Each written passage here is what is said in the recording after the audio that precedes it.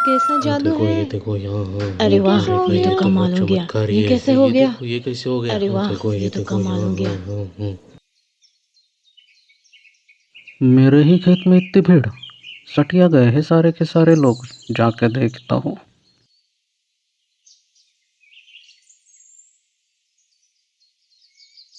क्यों भाइयों, कोनो काम धंधा नहीं है जो मेरा सूखा खेत देखने आ गए? कभी सूखा खेत देखे नहीं थे क्या? अरे वाह मक्खन लाल, बोल तो ऐसे रहे हो जैसे तुम्हें कुछ पता ही नहीं। खुद के खेत में हरियाली है और बोल रहे हो सूखा खेत। तुम खुद ही क्यों नहीं जाके देख लेते? अरे बंद करो चाचा जी, बड़े आए खुद जाके देखो। चलो हटो सामने से।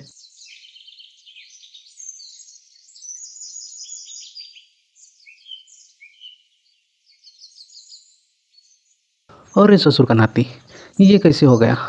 हमरा खेत में इतनी बड़ी बड़ी फल सब्जियां कैसे हैं?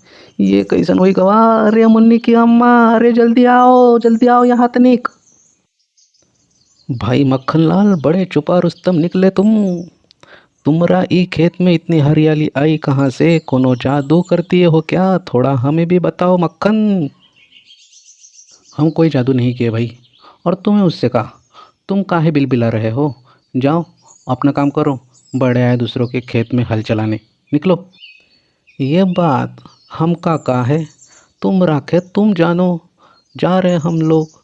चलो भाई, अपना मजमा लेके घर की तरफ चलो। रातों रात खेत में आए बदलाव की वजह से मक्खन लाल को खुशी भी हो रही थी और समझ में भी नहीं आ रहा था कि इस बदलाव की वजह क्या है। थोड़ी ही देर में मक्खन लाल का परिवार वहां आ जाता है।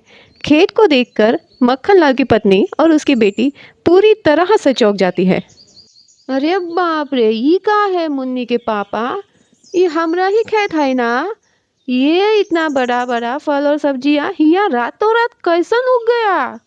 ये कैसन चमत्कार हुई गवा? तुमका देख के तो लगता नहीं कि तुम इतना बड़ा बड़ा फल और सब्जियां उगा सकते हो। तो अपने खेत में का भगवान खुद आके मेहरबान हुई गवा है का? माँ, बाबूजी, चलो इनको चक्कर देखते हैं। तुम सही कह रहे हो मुन्नी बिटिया, चलो चक्कर देखते हैं। तनिक चेकिंग वहाँ तो करना पड़ेगा कि ये सब असली है या नकली। हाँ हाँ, चेकिंग वहाँ तो करना पड़ेगा, वरना पता चला कि तुम्हारे पापा जैसा बाहर से कुछ और अंदर से कुछ और निकला तो है ना मुन्नी? ये देखो, तुमका इतनी परेशानी में भी मजाक सूझ रहा है। अरे पता तो चले ये कहाँ माजरा है। काफी सोच विचार करने के बाद तीनों लोग फल और सब्जियां चखकर देखते हैं।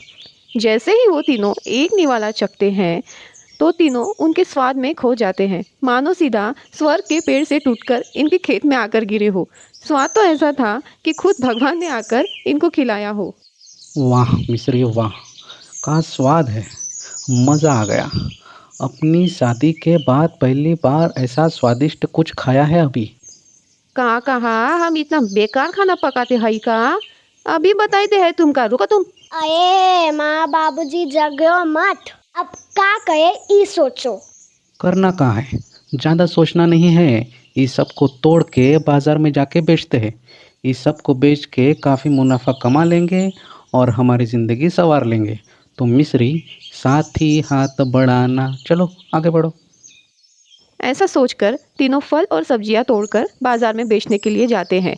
बाजार में इनके फल और सब्जियां देखकर सारे लोग अचंभित हो जाते हैं और सब लोग सोचते हैं कि ये फल और सब्जियां हमें मिलनी चाहिए। इसी वजह से मक्खनलाल की दुकान में लोगों की काफ़ी भीड़ जमा होती है। थोड़ी ही देर में सारी की सारी सब्जियां और फल बिक जाते हैं। क्या बात है, क्या बात है, इतना सारा पैसा तो हमने पूरे साल में नहीं दिखा। इतना आज एक ही दिन में देख लिया है। इससे तो हमारी सारी तकलीफें दूर हो जाएंगी। अरे दुख के दिन भी तेरे भैया, अब सुख आयो रे, रंग जीवन में नया छायो रे। हाँ माँ, अब मुझे भी नए नए कपड़े और ढेर सारे खिलौना मिलेंगे। हाँ हाँ हमार लाडो, अब हमारे दिन पलट ही गए समझो। तीनों की जिंदगी में अचानक आए बदलाव की वजह से तीनों काफी खुश थे। दूसरे दिन फिर से मक्खनलाल अपने खेत की तरफ जाता है। और देखकर चौंक जाता है। ई का हुई गवा फिर से ये फल और सब्जियां उगाए। अरे वाह, लगता है कि भगवान काफी मेहरबान हुई गवा। आज फिर से मोटी कमाई होगी। ए मिस्री, ए मुन्नी, तन्नी क्या आओ। तभी मिस्री और मुन्नी वहां आ जाती हैं। ई का? हाँ, हमका तो यकीन ही नहीं हो रहा है। तनिक हमका चिमटी तो काटो मुन्नी, आज फिर से हमारी मोटी कमाई होगी। अरे देख का रहे हो मुन्नी के बाबूजी, चलो तोड़ने के काम पे लग जाओ। हाँ चलो चलो, जल्दी जल्दी हाथ चलाओ भाई। दूसरे दिन तीनों फिर से बाजार में जाकर सब कुछ बेचते हैं और पहले दिन से भी ज्यादा मुनाफा कमाते हैं। सबके जाने के बाद एक आदमी जो मक्खन लाल का दोस्त रहता है, वो मक्खन लाल की दुकान में आ जाता है। मक्खन लाल, ये तो बताओ कि तुम्हारे खेत में ये सब कैसन उग रहा है भाई। ऐसा कौन सा बीज डाल रहे हो खेत में कि अचानक ही बड़े बड़े फल और सब्जियां उग गया। हाँ, अरे हरिया भाई, तुम आम खाओ ना और घुटलियों को अपना काम करने दो। तुम एक का स्वाद लेते रहो, ठीक है। मक्खन लाल को तो खुद को ही नहीं पता था कि ये सब कुछ कैसे हो रहा है। वो तो पैसे गिनकर ही खुश हो रहा था। आज हमका पता चला कि देने वाला जब भी देता देता छप्पर फाड़ के इतना इतना इतना। चलो चलो मुन्नी बिटिया, ढेर सारे खरीदारी करते हैं, चलो चलो। उसी रात वो लड़का जिसने मक्खन लाल के खेत में बीज डाले थे वो आया और सारा खेत देखने लगा। खेत देखकर लड़का समझ गया कि फल और सब्जियां उग भी गई और तोड़ी भी गई। कल सुबह सवेरे आकर इस खेत के मालिक की बैंड बजाता हूँ। अब देखता हूँ कि मेरे फल और सब्जियों को कौन हाथ लगाता है।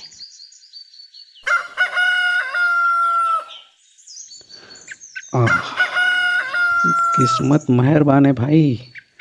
हमका तो लगता है कि किस्मत को हम ही मिले थे चमकाने को। चलो आज फिर पैसा कमाया जाए। तुम्हारी किस्मत ने नहीं बल्कि हमारी मेहरबानी की वजह से चमके हो तुम। ई कौन बोला ससुरा? कौन हो भाई तुम और क्या कह रहे हो? तुमने चमकाया मतलब? ठीक ही कह रहे हैं हम। ये सब रायता हमने फैलाया हुआ है, मतलब हमने बीज फैलाया है। अब सीधी तरह से बताई दो कि हमरे फल और सब्जियां का किए हो तुम। बेच खाए और का? और ई का लगा के रखे हो बे? हमरे बीज, हमरे बीज, ई हमरा खेत है, मतलब हमरे खेत में उगी हुई हर एक चीज हमारी। बात खत्म। तुम्हारे भेजे में खुशी। अरे तुमने खेत में 2 दिन पहले हमने ही फल और सब्जियों के बीज डाले थे, तभी तो वो उगे ना। अब तुम चुपचाप हमरे सारे फल और सब्जियां हमें वापस करो। अरे वाह वाह वाह, बड़े आए वापस करो। देखो भाई, बिन बादल बरसात, ई हमरा खेत है और अब तुम खुद यहाँ से चुपचाप निकल लो। तुम ऐसे नहीं मानोगे। अरे अरे, काहे झगड़ा कर रहे हो भाई?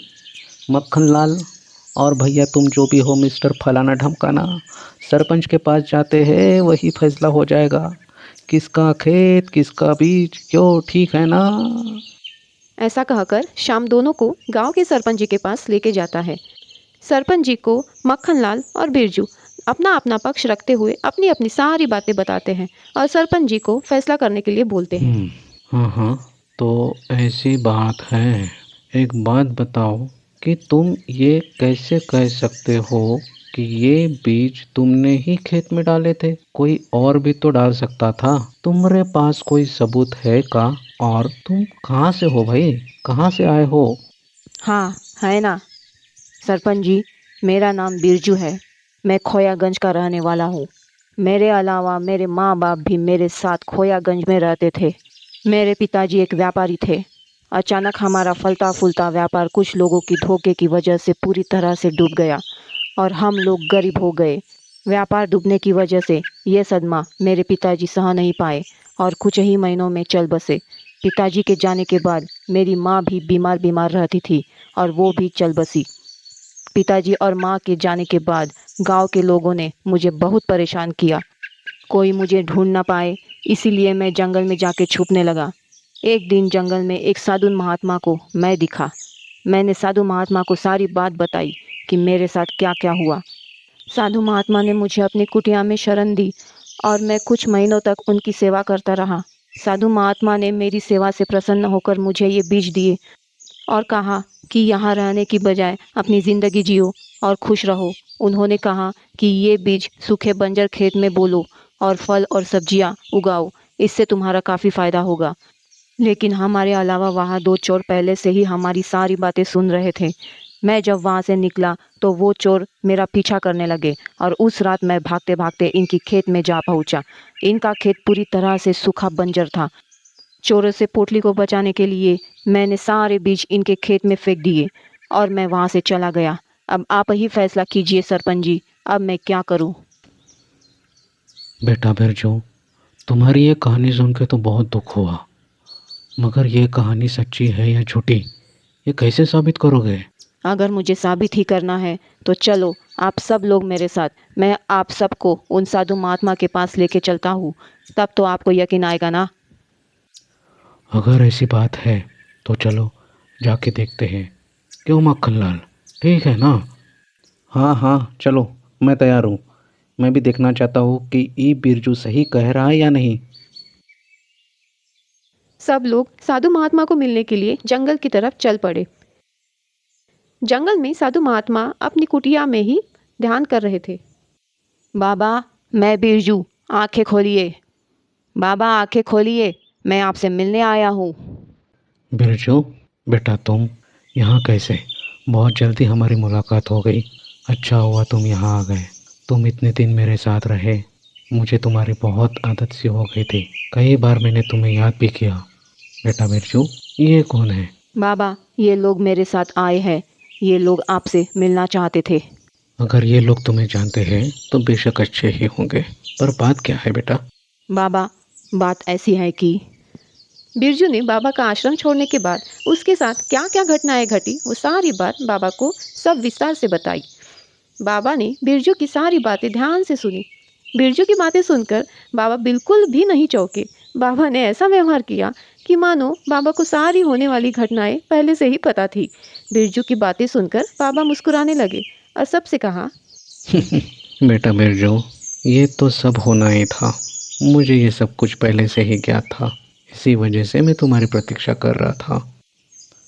साधु महात्मा, अब हम लोगों को पता चल गया कि इस ससुरा बिरजू जो कुछ भी कह रहा था वो सब सही है। आप अब हम लोगों को ये बताइए कि इस समस्या का हल क्या होगा, क्योंकि खेत हमारा है और बीज बिरजू का, तो अब उपाय क्या होना चाहिए? इस पे उपाय तो एक ही है बेटा, तुम दोनों लोग आपस में सुलह कर लो।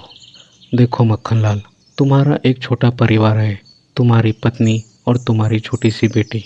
तुम ऐसा करो कि तुम बिरजू को अपने बेटे के रूप में स्वीकार कर लो। बिरजू का अपना कोई नहीं है, इस बहाने से बिरजू को एक परिवार मिल जाएगा और तुम्हें एक बेटा मिल जाएगा और तुम्हारी बेटी को एक बड़ा भाई। तुम दोनों अच्छे से मिलकर खेती करो और अपना व्यापार बढ़ाओ। वैसे भी तुम्हारे परिवार में तुम्हारा काम में हाथ बटाने वाला कोई नहीं है, इसी वजह से तुम खेती भी नहीं कर पाते हो। तो तुम दोनों आपस में तय कर लो कि क्या करना है। वाह साधु महाराज, आपने तो समस्या का समाधान ही दे दिया। भाई मक्खनलाल, क्या बोलते हो? बिरजू को गोद ले लो और उसे अपने बेटे के रूप में स्वीकार कर लो। क्यों, सही है ना? क्यों बिरजू, तुम भी मक्खनलाल के परिवार को अपना लो। मेरे पिताजी के रूप में मैं इन्हें स्वीकार करता हूँ।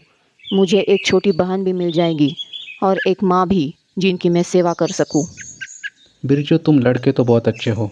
ऐसी बात है तो हमका बिरजू अपने बेटे के रूप में स्वीकार है। तुम दोनों का संबंध हमेशा इसी तरह परिवार की तरह बना रहे, ऐसा ही मैं आशीर्वाद देना चाहूँगा। और बिरजू बेटा, ये लो, ये पोटली रखो। इस पोटली में जादुई बीज है। इन बीजों को अगर तुम अपने खेत में डालोगे तो पहले से अधिक बड़े और स्वादिष्ट फल और सब्जियां उगेगी, और ये फल और सब्जियां बिना बीज के ही हमेशा उगती रहेगी। मगर ध्यान रहे, कभी लालच अपने मन में मत आने देना। जैसी सेवा तुमने मेरी की है वैसी ही सेवा लोगों की करते रहना। अगर इसी तरीके से काम करते रहोगे तो तुम्हें किसी तरीके की परेशानी नहीं आएगी।